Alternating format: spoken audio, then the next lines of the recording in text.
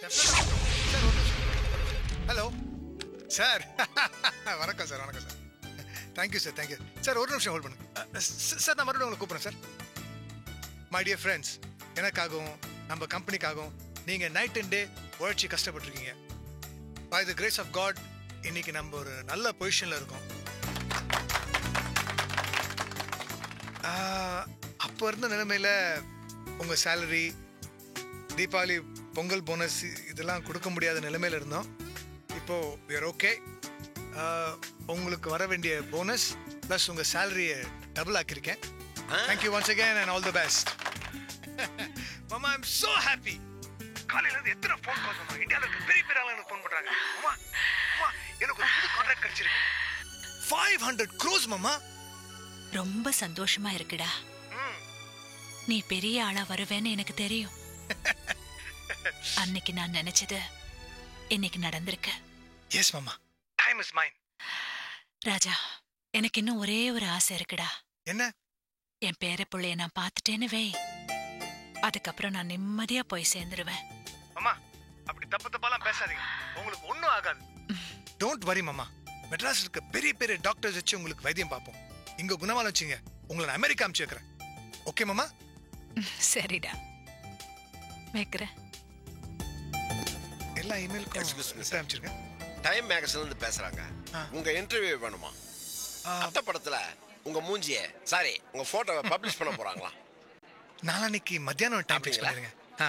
கிடைச்சுங்களா தம்பி ராஜு? ஓகே, வணக்கம் சார். நல்லா இருப்பா, நல்லா இருப்பா. உன்னை எனக்கு ரொம்ப பிடிக்கும். நீ அன்னைக்கே ரொம்ப நல்லா வருவேன்னு தெரியும். கொடுங்க சார். தம்பி, உனக்கு ஏதாவது பிரச்சனைனா அண்ணனை கூப்பிடு, சீரு கொடுப்பேன்ப்பா. நல்லா இரு, நல்லா நல்லா வரட்டுமா? வணக்கம். Thank you sir. சார் ஷோரா பண்ணலாம் சார். சார் ஒரு நிமிஷம் இருங்க. எஸ் சார், வணக்கம் சார். சார் இந்தாங்க சார் பணம், வட்டியும் முதலுமா. ராஜுபாய், நம்ம பணம் ராசியான பணம். நம்ம கூட பிசினஸ் கன்டினியூ பண்ணணும். சரி சார், சரி.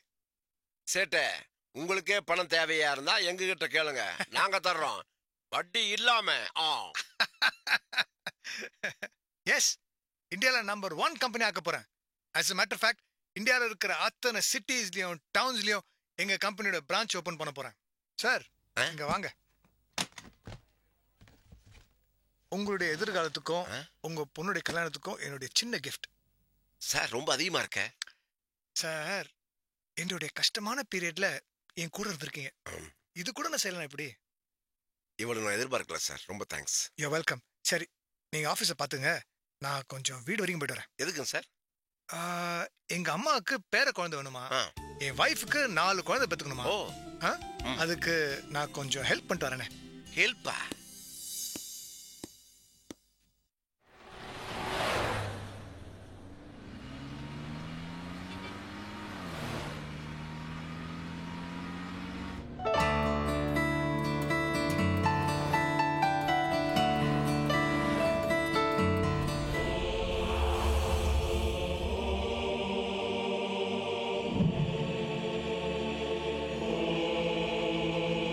பயமா இருக்கு மாமா.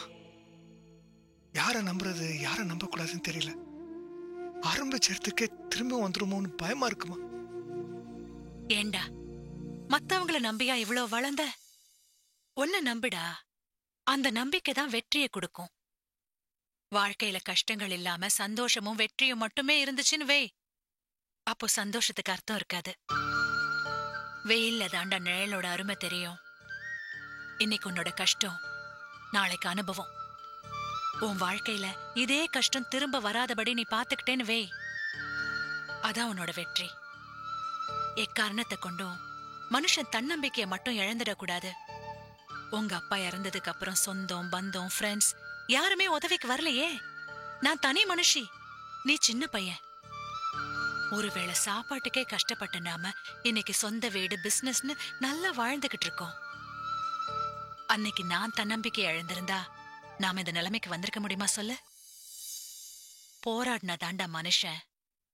நீ மனுஷன், போராடு.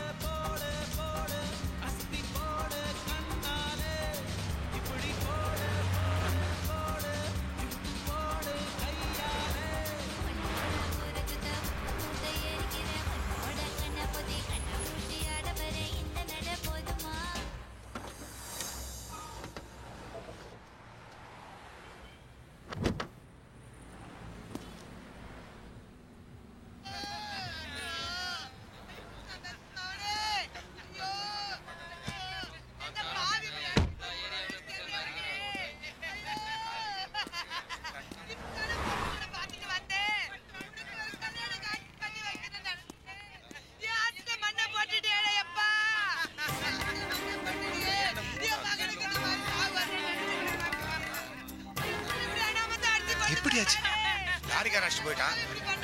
ஓ God.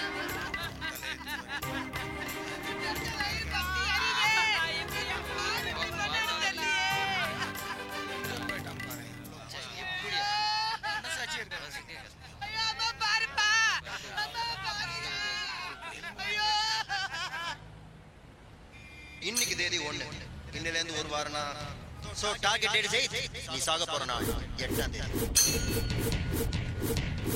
It should look like an accident, not a murder, right?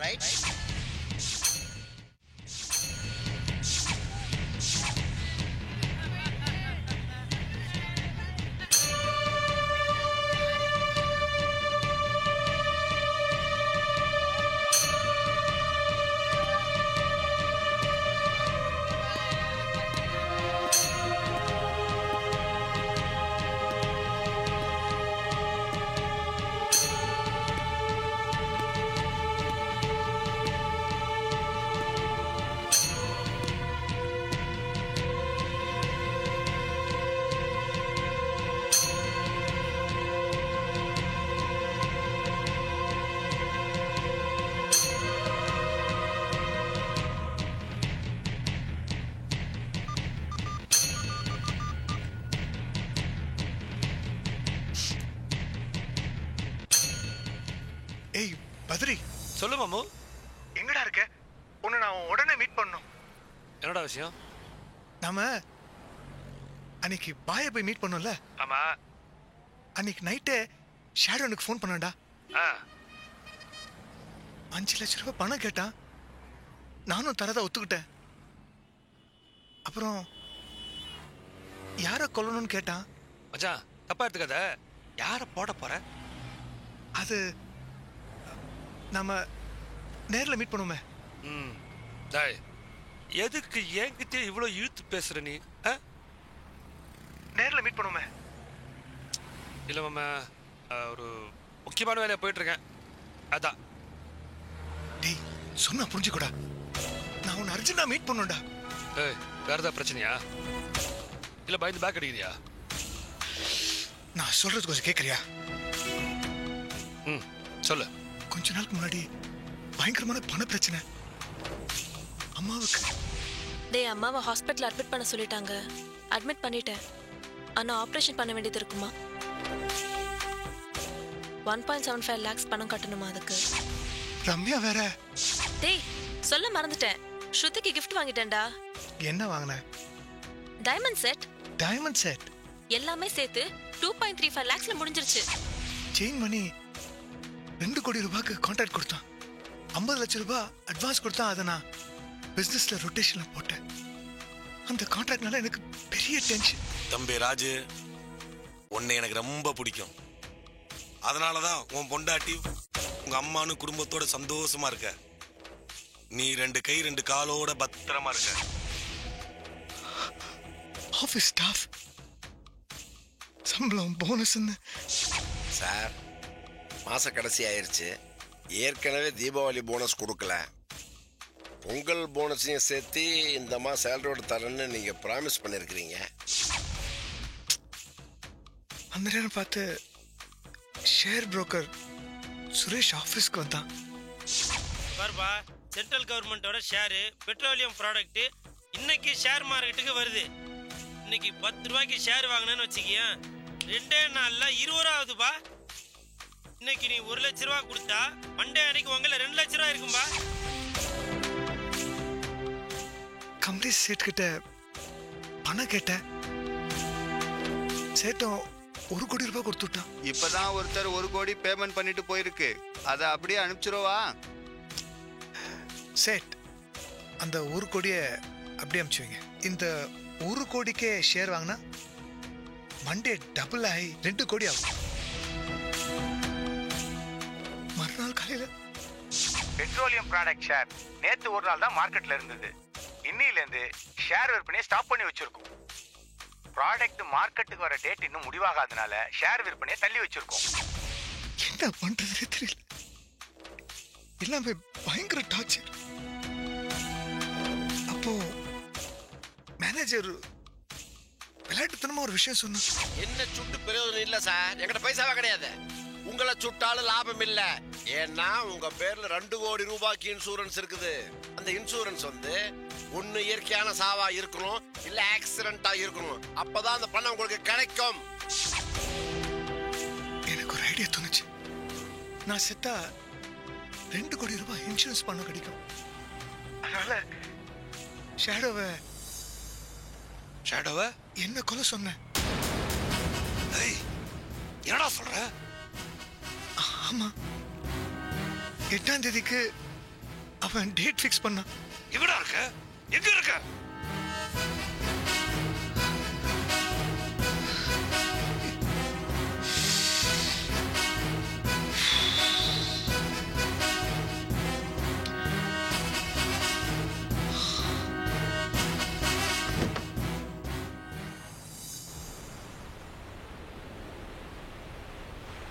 அறிவு இருக்கடா உனக்கு?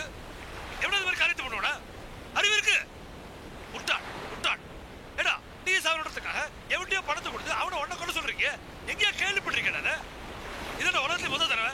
முட்டாள், நீ சாவணும்னா சாக வேண்டியது. கல்ல கட்டு கடல குதி, வெஸ்ட் குச்சி சாவு, தண்டை வளர்த்து கழுத்து விடு. அதை விட்டு பண்ணிக்கிறான் பாரு. ஏடா எனக்கு பிரச்சனை இல்லை, நான் வாழல. உனக்கு என்ன குறைச்ச? எல்லாம் போச்சான். நான் அடுத்து அடிச்சு வாழ்ந்துட்டு இருக்கேன்டா. போட போட போட. இது நீ பண்ண காரியத்துக்கு நான் வேற உடனேன். டேய், இப்போதானே ஃபோன்ல உங்கள்கிட்ட எல்லாத்தையும் சொன்னேன். ஏகப்பட்ட பண பிரச்சனை. ஷேர்ல 1 கோடி ரூபாய் போச்சு. என் பொண்டாட்டியோட தேவைகள், இது எல்லாத்துக்கும் மீறி என் மாமனாருடைய டார்ச்சர். நான் சொன்ன மாதிரி என் மேல 2 கோடி ரூபாய்க்கு இன்சூரன்ஸ் இருக்கு. நான் செத்தா அது போய் பொண்டாட்டிக்கு சேரும். ஏடா பணத்தை வச்சு நீ என்னடா பண்ண போற? எவ்வளவு நாள் வாழ முடியும்? ஏடா லவ் பண்ணி தானே கல்யாணம் பண்ணீங்க. நீ என்ன பண்ண போற? வண்டா பேசு. அதுவா கரெக்டா? தப்பு நடந்துருச்சு. இப்ப அதை எப்படி தடுத்து நிறுத்துறது? எல்லாத்தையும் பண்ணிட்டு எப்படி தடுக்கிறது? 8 வந்துருக்காது. வேற என்ன, அந்த பாயிட்டு தான் போகணும். என்ன சொல்ற? சரி போண்டா போ.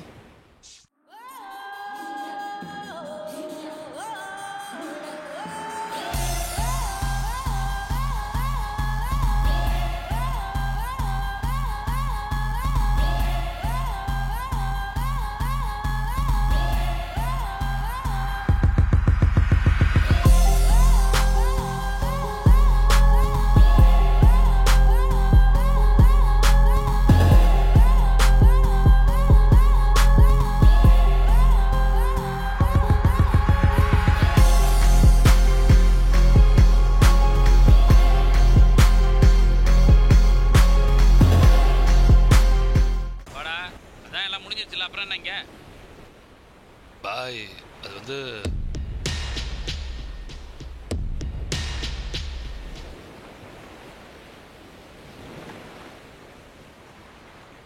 ஏண்டா இவன் ஏதோ உங்க கூட படிச்சவன், ரொம்ப ஷார்ப்பா இருப்பா, ரொம்ப புத்திசாலினா பைத்தியக்காரனாடா அவன்?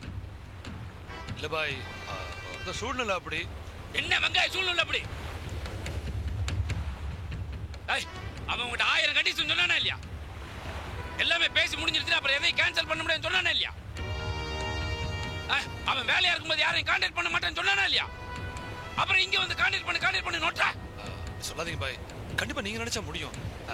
ஒண்ணுனா பண்ணவே பாய். கான்ட்ராக்ட பண்ண சொல்லி 5 லட்சம் ரூபா கொடுத்தோம். இப்ப கான்ட்ராக்ட கேன்சல் பண்ண சொல்லி 10 கொடுத்துருவோமே. நீங்க ஒரு மெசேஜ் அனுப்புங்க, அவர் சொல்ற இடத்துல பணத்தை கொண்டு போய் வச்சிடறோம். பணத்தை எடுத்துட்டாருன்னா கான்ட்ராக்ட் கேன்சல் தானே அர்த்தம். டேய், அவன் கிறுக்கு பையன்டா. இதுக்கெல்லாம் அவன் ட்ரை பண்ணி பார்க்கலாமே பாய். சரி, முயற்சி பண்ணி பார்ப்போம். நான் அவனுக்கு தகவல் சொல்லி அனுப்புறேன். நீங்க போய் காசு அங்க வச்சிருங்க. எடுத்துக்கிட்டா நீங்க செஞ்ச புண்ணியம், இல்லைன்னா அல்லாஹ் விட்ட வழி. சரியா? போங்க போங்க.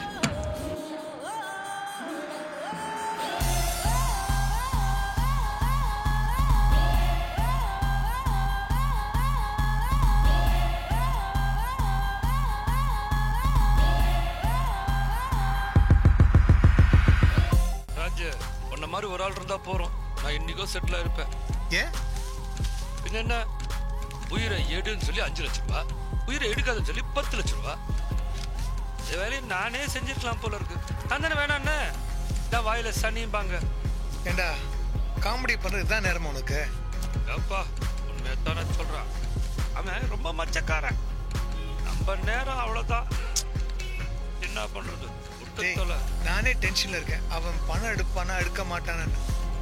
நீ வேற ராஜு, அவன் செஞ்ச வேலைக்கு கூலி கிடைக்காம கஷ்டப்படுகிறான். நீ என்ன பண்ற?